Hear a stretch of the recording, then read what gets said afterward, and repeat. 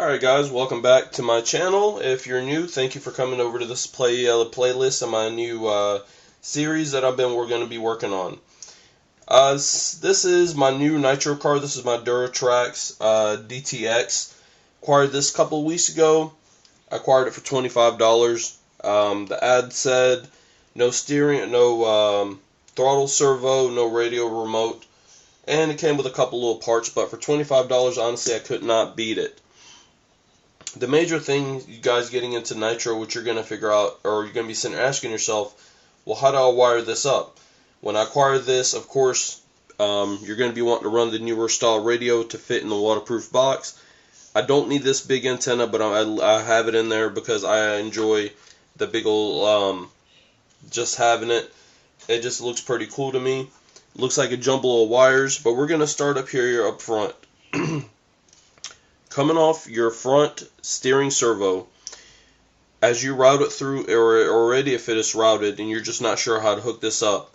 Now, I'm not sure if you're going to be able to see this pretty well, but this is marked channels 1, 2, 3, and battery.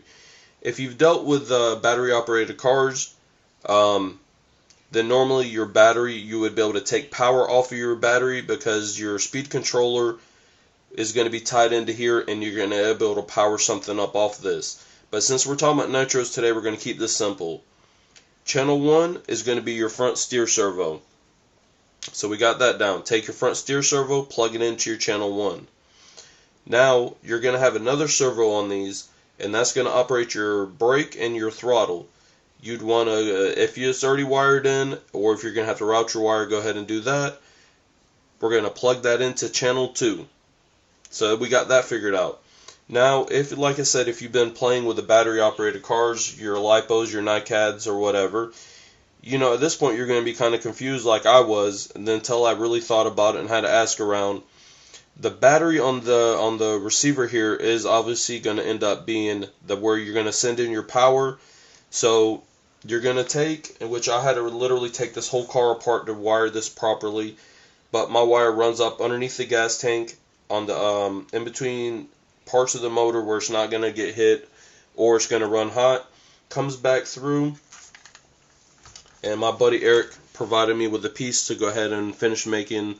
Oop, let me get y'all in frame here, guys. I apologize. And my buddy Eric, like I was stating, had given me this little plug part so I could get this wired up and done. Battery pack was came with the car, but it didn't have a plug-in, and they were also included this little Venom battery pack, but obviously from looking at it and realizing that this wasn't going to work because this would hook directly up front to the receiver, didn't do me no good, so I just kept that off to the side. Now, once we got the whole thing really put together, now you're probably thinking, well, okay, well, now what do I do? Well, basically what I ended up doing is dropping the receiver all the way into the little holder, and I have mine is waterproof. If you don't have one of these, if it's not set up for being waterproof, you can take double-sided sticky tape and stick it anywhere you would like. That's not going to interfere. Take my little antenna wire, I shove it up here in the little sheathing, and just tucking all the rest of these wires, we're going to just tuck them into the waterproof box. Still have to acquire screws to do this. Now that we have everything done, everything's wired up, we have fresh batteries, let's go ahead and test everything out. And this is, I figured a little issue out yesterday. This is still learning with these nitro cars. We're going to go ahead and power the receiver on, make sure that we have a green light, then go ahead and power up your car. Now that everything is powered up, let's go ahead and just give it a little test, see what we got going on. We're going to test steering. I have steering, and what we're going to do also is go ahead and test the second servo, make sure I get y'all in a good frame. And what we're going to do is go ahead and pull on this towards the handle, and if you notice, the carburetor is going to open up. Make sure, I believe it's 1 millimeter opening inside there.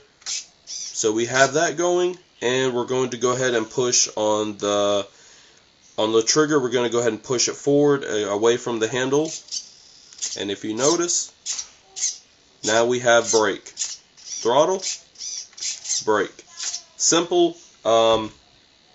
Yesterday I had the main reason why I was shooting this video. I had a problem with one of these settings. I can't honestly remember. I think it was this one. We're going to turn this one all the way down. Nope. It wasn't that one. Still got to figure out which one it was. One of the settings, it was one of the settings, I can't honestly remember, but what it was is when I had one of the settings that was wrong, and it would allow my brake to go ahead and engage, but I had little to no movement at all on the throttle servo as far as opening up the carburetor. And it was about 2 days roughly I kept messing with it and couldn't really figure out why. I thought I had wrong adjustments here until I realized, honestly, you got to go back to all these settings and make sure you have them dialed in. Otherwise than that, it's simple. Once you have everything done, got your carburetor moving, got steering, so it's done. Now that's really just how to wire it up. It's nothing major to this video. Just you want to make sure you get everything set up here right, everything tied down, put waterproof. Make sure that if you are going to run the waterproof box, this car should already came with a waterproof servo. I'll have to double check that. And this servo as well. On this one, I'm not 100% sure. The guy that I purchased the car from was pretty cool. I guess he was getting out of nitros or didn't want nothing to do with this car. Gave it to me for just simple $25. So I pretty much enjoy this. Got this so far set up. It's all done as far as right now. The only thing I'm going to have to do is get a glow plug starter and some fuel, and we'll be able to take this out for a run, and air filter, of course. But guys, let me know what you think. I'm just getting into this. Please, positive comments or anything that's helpful. No rude or vulgar comments in the below.